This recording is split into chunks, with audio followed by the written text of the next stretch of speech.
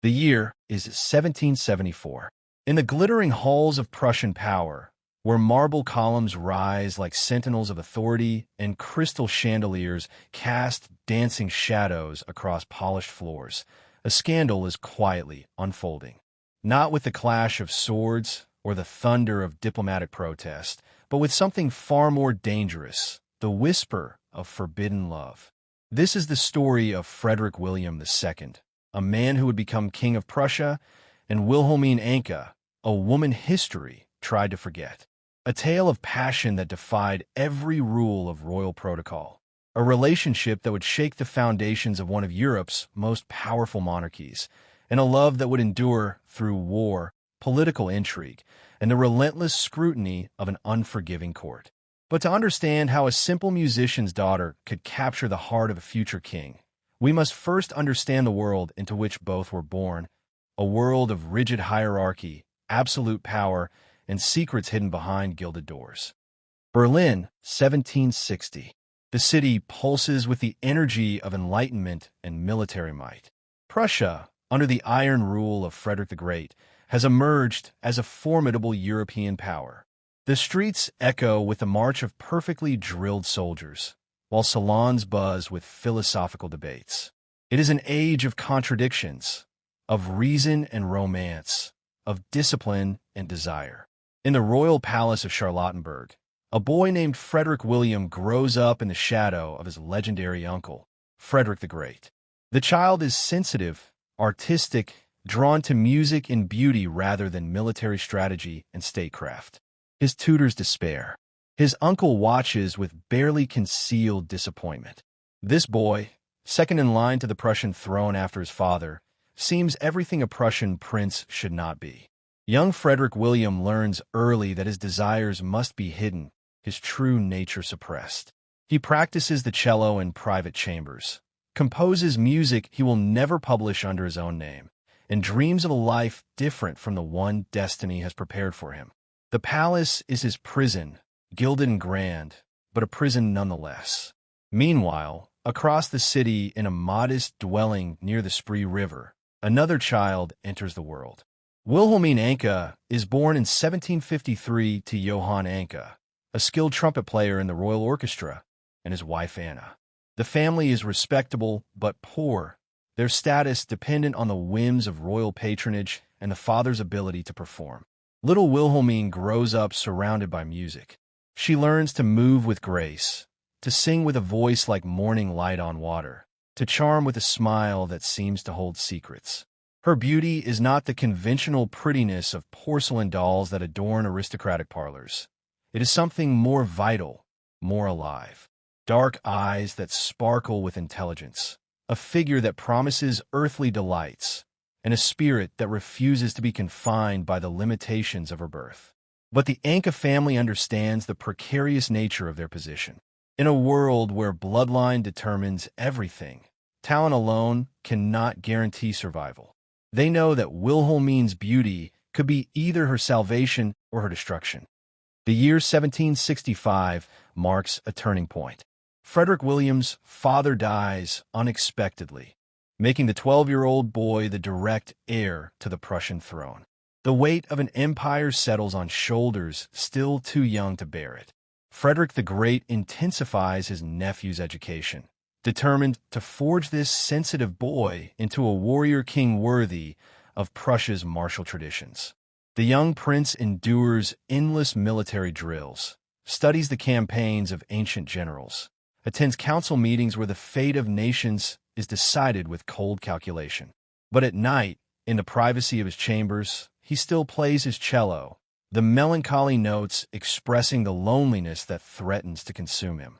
At 14, Frederick William is married for the first time to Elisabeth Christine of Brunswick-Wolfenbüttel. It is a political arrangement, of course, designed to strengthen alliances and produce heirs. The young bride is gentle but timid, intimidated by the grandeur of the Prussian court and the expectations placed upon her. The marriage is dutiful but joyless, lacking the passion that the romantic prince secretly craves. During these same years, Wilhelmine Enke blossoms into young womanhood. At 12, She is already turning heads as she accompanies her father to court performances. The musicians whisper among themselves, recognizing the dangerous potential of such beauty in the predatory environment of royal circles. Her mother begins to plan carefully, understanding that her daughter's future must be secured through advantageous connections. Wilhelmine receives a formal education from sympathetic courtiers and musicians who recognize her quick intelligence. She learns to read and write with uncommon fluency for a girl of her station. She studies the subtle arts of conversation, the silent language of fans and glances, the delicate balance between invitation and restraint. She is being groomed, though for what precise role remains uncertain.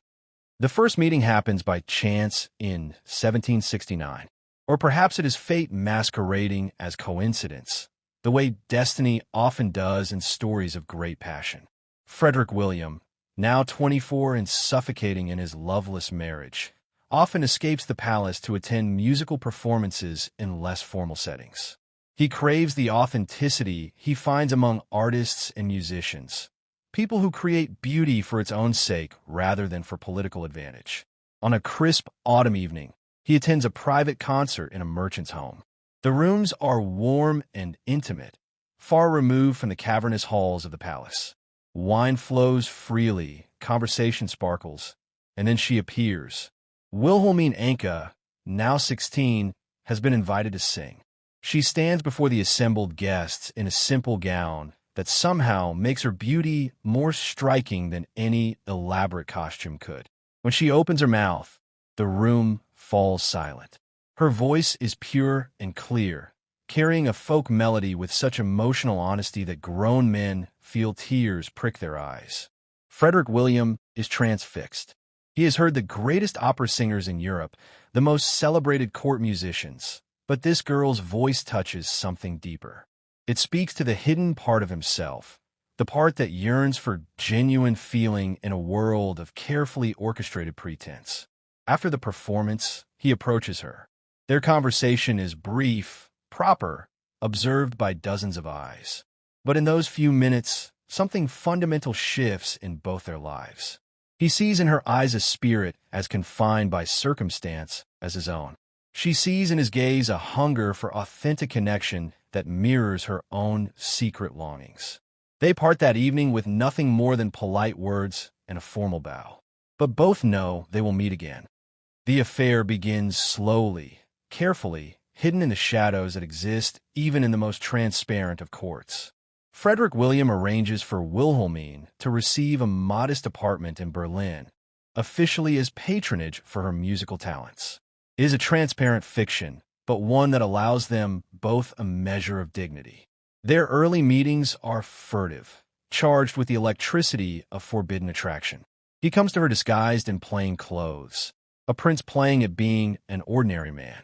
In her rooms, Frederick William finds the freedom he has never known. He can speak honestly about his fears, his inadequacies, his resentment of the destiny that has claimed him. Wilhelmine listens without judgment, offers comfort without condescension. She makes him laugh with her sharp observations about court life. She challenges his assumptions, refusing to be merely decorative or compliant. Their relationship is not solely physical, though passion certainly binds them. It is an alliance of spirits, a refuge for two people trapped in a world that values bloodline over humanity, duty over desire. In each other's arms, they find temporary escape from the relentless demands of their respective prisons. But secrets in royal courts have a way of becoming public knowledge. Whispers begin to circulate. Frederick William's wife, Elisabeth Christine, suffers in dignified silence, her gentle heart breaking, but her royal training preventing any public protest. The courtiers watch and wait, calculating how this scandal might be exploited for political advantage.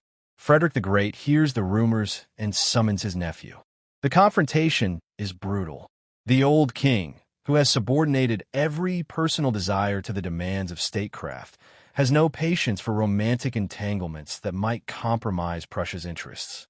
He demands that Frederick William end the affair immediately, marry appropriately, and behave like a Prussian prince. But for perhaps the first time in his life, Frederick William refuses. He will do his duty, he assures his uncle. He will attend to affairs of state, support Prussia's interests, produce heirs to secure the succession. But Wilhelmine Enke he will not abandon. Some things, he declares with uncharacteristic firmness, are worth defying even a king. 1772 brings tragedy and transformation. Elisabeth Christine, Frederick William's long-suffering first wife, dies. The official cause is illness, but court gossip whispers that heartbreak played its part. The prince mourns genuinely, tormented by guilt for the pain his passion has caused an innocent woman. Yet even grief cannot extinguish his need for Wilhelmine. If anything, his loss intensifies his dependence on the one person who offers him unconditional acceptance. As soon as propriety allows, he increases his visits to her apartments, making less effort to hide their relationship. Frederick the Great demands a new marriage, another political alliance to strengthen Prussia's position in the complex web of European power politics. Frederick William dutifully complies, wedding Frederica Louisa of Hesse-Darmstadt in 1769. This marriage produces children, fulfilling the dynastic obligation. But it is no more a love match than the first. The new queen quickly learns the truth about her husband's heart. Unlike her predecessor, Frederica Louisa is made of sterner material. She confronts Frederick William, demanding he choose between his throne and his mistress. He refuses the ultimatum, insisting he can honor both his public duties and his private devotion. The court divides into factions. Some support the queen, scandalized by the prince's open defiance of convention. Others secretly admire Frederick William's passion, seeing in his stubbornness a romantic rebellion against the cold calculations that govern royal life. Still others simply calculate how the situation might be turned to their advantage. Through it all, Wilhelmine maintains a careful public discretion. She makes no demands, seeks no official recognition, never appears at court functions where her presence might embarrass the royal family. She understands that her power lies precisely in her lack of ambition, her willingness to remain in the shadows. She is content to be his refuge rather than his consort, his private treasure rather than his public display. But privately, behind closed doors, she is building something more lasting than any official title could provide. She bears Frederick William children, daughters who carry his features, sons he cannot publicly acknowledge but privately adores. She creates an alternate family for him, a domestic sanctuary where he can be father and lover rather than prince and politician. August 1786. The palace corridors echo with hurried footsteps and hushed voices. Frederick the Great, the man who transformed Prussia from a marginal state into a European power, lies dying. For 46 years, he has ruled with absolute authority, subordinating everything to the expansion and security of his kingdom. Now, in his final hours, he reflects on his legacy with the cold objectivity that characterized his reign. He summons Frederick William to his bedside. The old king's eyes, still sharp despite the weakness of his failing body, study his nephew one final time. What passes between them in those private moments, history does not record. Perhaps a final warning about the responsibilities of kingship. Perhaps unexpected understanding from a man who also knew the loneliness of absolute power. Perhaps simply goodbye. On August 17th, Frederick the Great dies. Frederick William II becomes King of Prussia at age 42. The coronation is magnificent, a display of military precision and royal pageantry that impresses foreign ambassadors and reassures Prussian subjects that the transition of power will be smooth. But beneath the ceremonial splendor, anxiety ripples through Berlin. What kind of king will this sensitive, music-loving man prove to be? Can someone so openly devoted to his mistress maintain Prussia's fearsome reputation? Will personal weakness undermine the military strength his uncle spent a lifetime building? The new king's first acts provide surprising answers. Frederick William proves neither weak nor incompetent. He immediately begins reforming aspects of his uncle's administration, softening the harsh militarism that characterized the previous reign. He invests in the arts and education, believing that Prussia's strength should rest on cultural achievement as well as military might.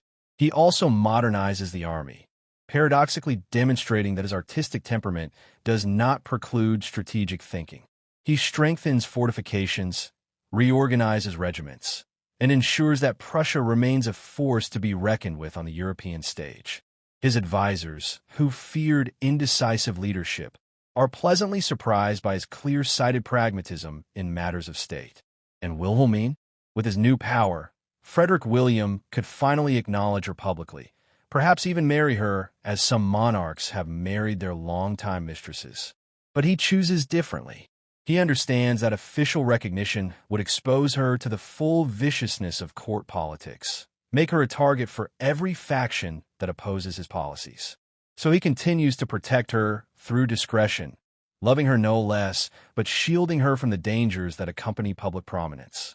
Instead, he ensures her security through less visible means.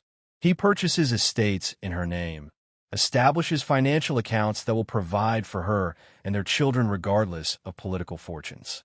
He creates a network of loyal servants and allies who will protect her interests if anything should happen to him. It is love expressed through careful planning rather than romantic gestures, but no less genuine for its practicality. But 1789 brings tremors that will shake all of Europe to its foundations. Across the Rhine, in France, revolution erupts. The storming of the Bastille in July sends shockwaves through every royal court on the continent. The execution of King Louis XVI in 1793 makes it horrifyingly clear that monarchy itself is under assault. Frederick William watches with growing alarm as France descends into revolutionary chaos. He joins the first coalition against revolutionary France, committing Prussian troops to the preservation of the old order. The decision is both political and personal. If the contagion of revolution spreads, what will happen to him, to his kingdom, to Wilhelmine and their children? The military campaigns prove inconclusive and expensive. Prussian forces win some battles, lose others, drain the royal treasury without achieving decisive victory. Frederick William discovers that statecraft in this new revolutionary age is far more complex than the dynastic conflicts his uncle navigated. This is not warfare between professional armies over territorial disputes. It is ideological combat that threatens the entire social order. Meanwhile, at home, Wilhelmine offers stability amidst the storm. Now in her late 30s, she has matured from the beautiful girl who first captured a prince's heart into a woman of substance and wisdom. When Frederick William returns from reviewing troops or attending anxious council meetings, she provides the sanctuary he desperately needs. In her presence, he can admit his fears about the future, his doubts about whether monarchy can survive in this new world being born in blood and revolutionary fervor. She listens as she has always listened, offering not solutions, but understanding. She reminds him of his humanity when the weight of the crown threatens to crush it. She grounds him in the simple pleasures, music, laughter, the embrace of someone who loves him for himself rather than his power. Their children are growing now, beautiful reminders of their enduring bond. Though they cannot inherit titles or public recognition, Frederick William ensures they receive excellent educations and advantageous positions. His acknowledged legitimate children from his official marriages know about their half-siblings and, remarkably, relationships between the two families are cordial, if not warm. But even the most carefully guarded secrets eventually find their way into public knowledge. By the 1790s, Wilhelmine's position as the king's mistress is an open secret throughout Berlin and beyond. Foreign ambassadors mention her in their dispatches home. Satirical pamphlets circulate, some mocking the king's devotion, others romanticizing the love story.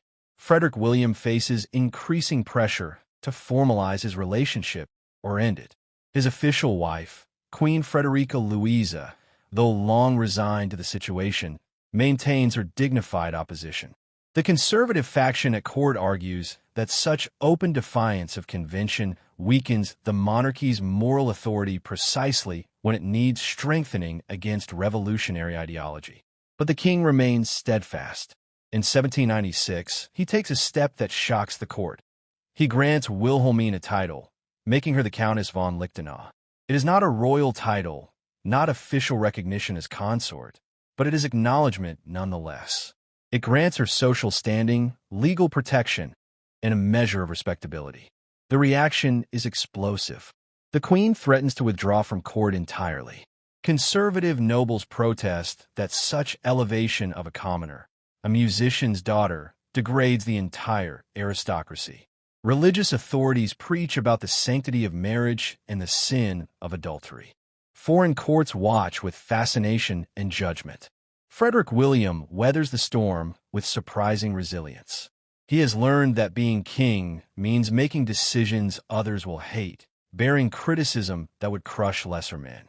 He will compromise on policy, negotiate on political matters, but on Wilhelmine, he will not yield. He addresses the court with unprecedented directness. He acknowledges the irregularity of the situation, but points out that he has fulfilled every duty of kingship. He has produced legitimate heirs, maintained Prussia's military strength, managed the kingdom's affairs with reasonable competence. His private life, he suggests with barely veiled defiance, is his own business. It is an extraordinary moment. A king asserting the right to personal happiness against the demands of tradition and protocol. Some see it as weakness, a monarch too soft for the harsh realities of power.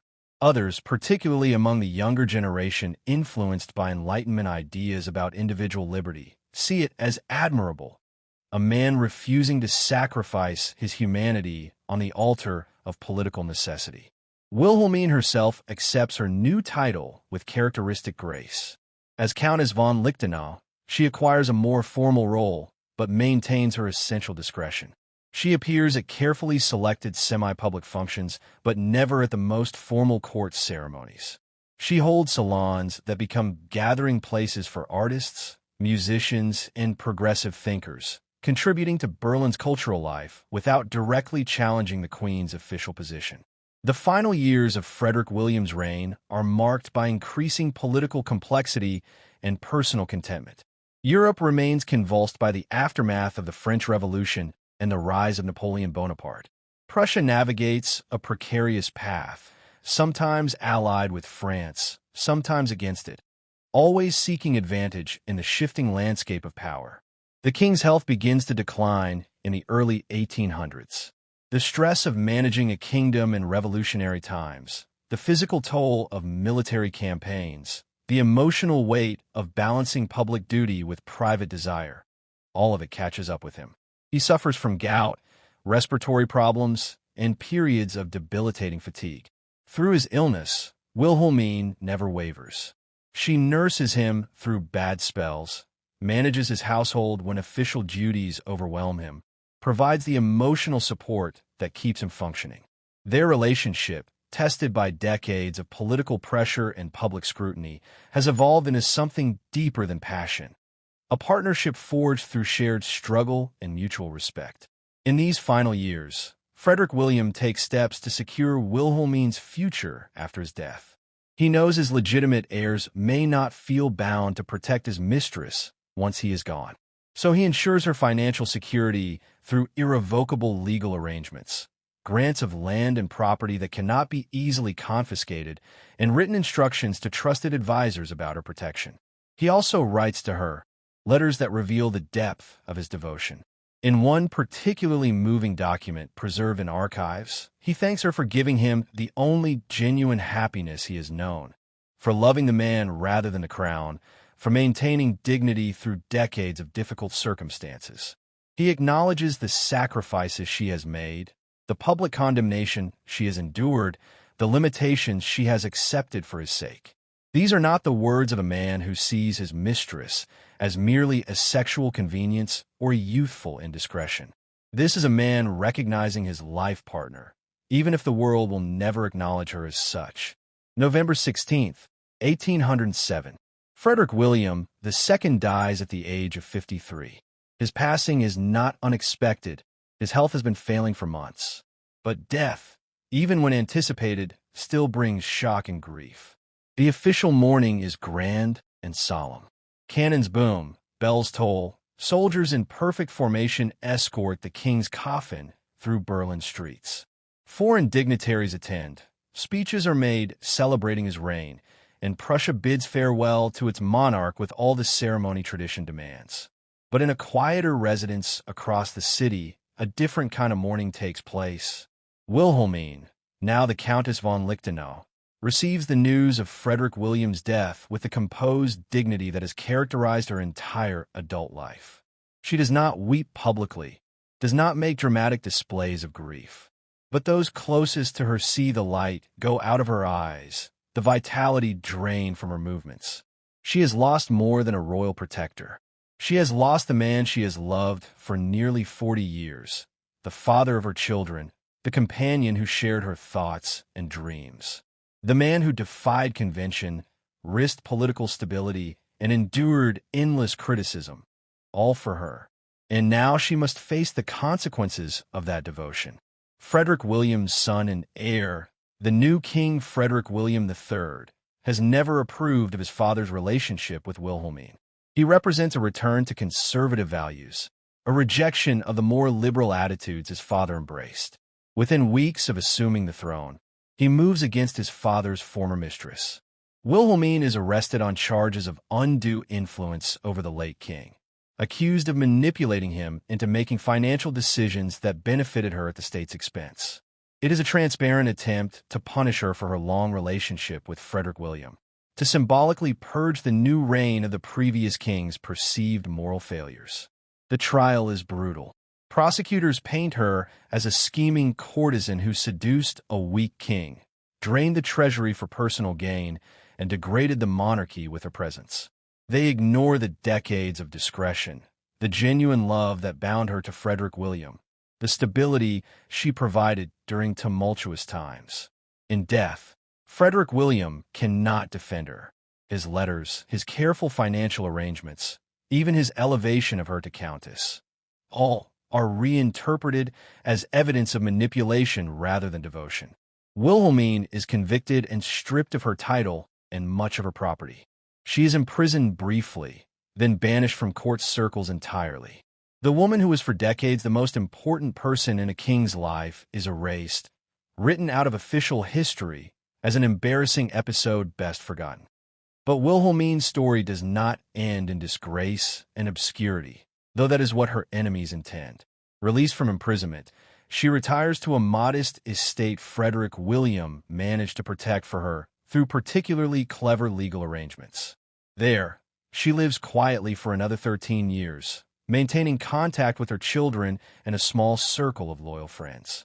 In her final years, she writes, not a justification or a defense, but simply her memories of the man she loved. She describes Frederick William not as history will remember him, an adequate king overshadowed by his illustrious uncle, but as he truly was. A sensitive man who played the cello beautifully, who laughed at clever wordplay, who worried about making the right decisions, who loved deeply despite the world's disapproval. These writings are not published during her lifetime. She knows they would only bring more condemnation, more accusations of seeking attention or attempting to rehabilitate her reputation. But she preserves them carefully, perhaps hoping that someday, when the passions of her era have cooled, someone might read them and understand. Wilhelmine Enke, Countess von Lichtenau, dies in 1820 at the age of 67. Her passing is noted briefly in Berlin newspapers, but generates little public interest.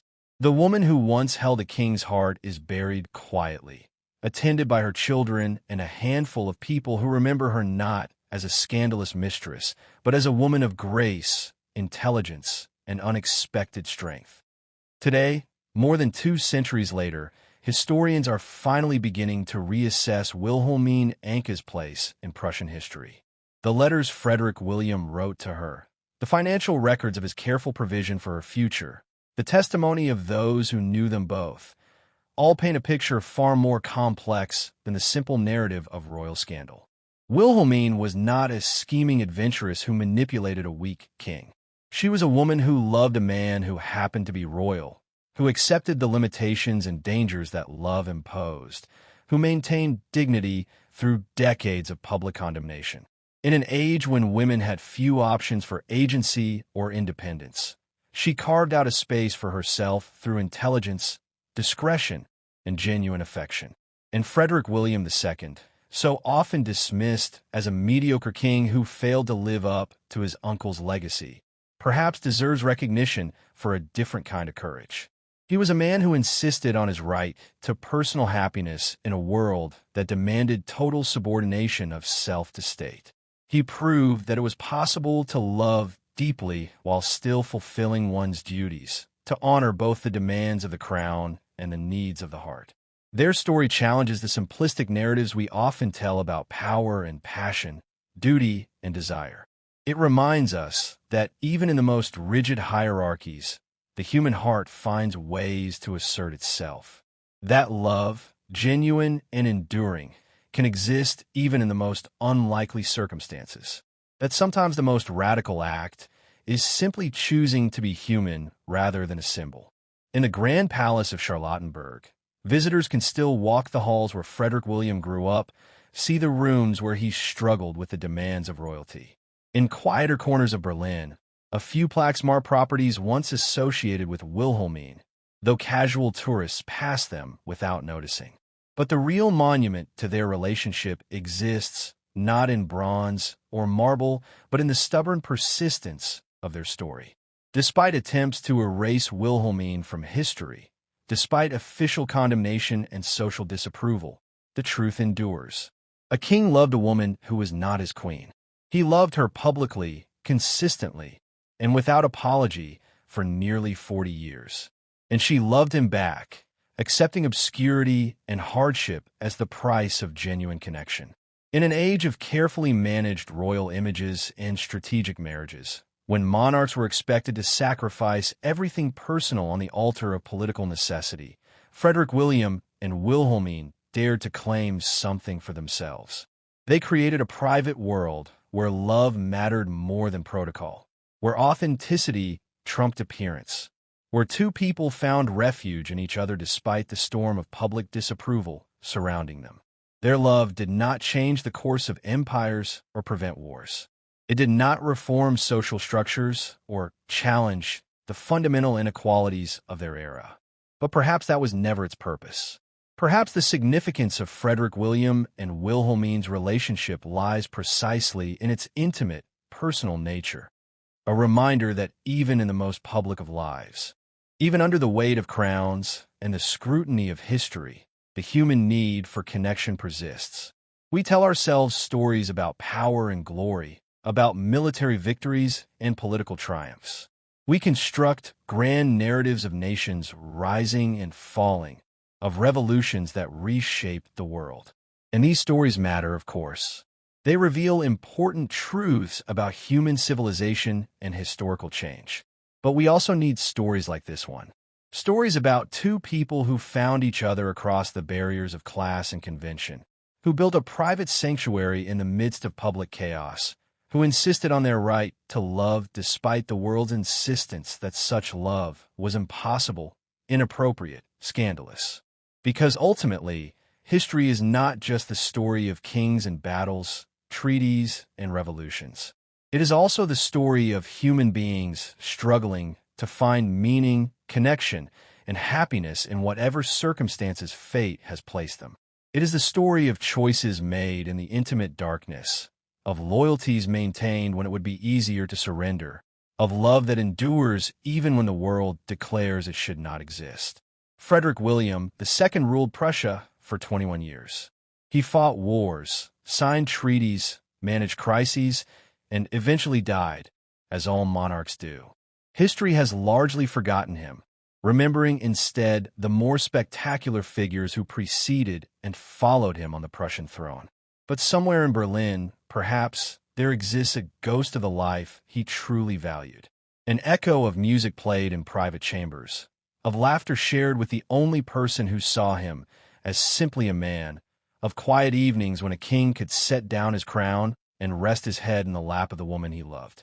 And perhaps that life, that private world of genuine feeling in a public world of calculated performance, was the real achievement.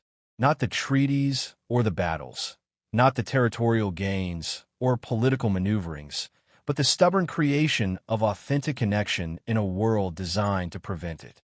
Wilhelmine Enke gave Frederick William that gift, and he, in turn, gave her something equally precious, the unwavering devotion of a man who chose her again and again, despite every reason not to, who loved her when she was young and beautiful and when age and hardship took their toll, who protected her as best he could within the constraints of his position, who left her, in the end, not just financial security but the knowledge that she had been truly, deeply, completely loved. In the vast sweep of Prussian history, in the march of armies and the fall of dynasties, their love story is a small thing, a footnote barely remembered. But perhaps in the final accounting, it is the small things that matter most. The private victories of the human spirit, the quiet refusal to be entirely consumed by duty and expectation, the insistence that love, genuine and freely given, has its own validity regardless of social approval. This is the legacy of Frederick William and Wilhelmine, not armies or conquests, not reforms or political achievements, but simply this: two people who loved each other across every barrier their world could construct, who held on to that love for 40 years, and who proved that even a king could choose his heart over his crown. Their story reminds us that behind every historical figure stands a human being, complete with desires and doubts, hopes and fears, capable of love and deserving of happiness. It challenges us to look beyond the official narratives, to seek the human truth beneath the ceremonial surface, to remember that history is not just about power, but about the people who wielded it, resisted it, and tried to carve out spaces of authentic life within its constraints. And in remembering their story, we honor not just a forgotten king and his hidden courtesan, but the enduring human capacity for love in the face of impossible odds. A capacity that transcends time, class, and circumstance. A capacity that remains, even now, our most profound connection to those who came before us, who faced their own struggles and found their own forms of grace. This has been their story, a love that history tried to hide but could never quite erase.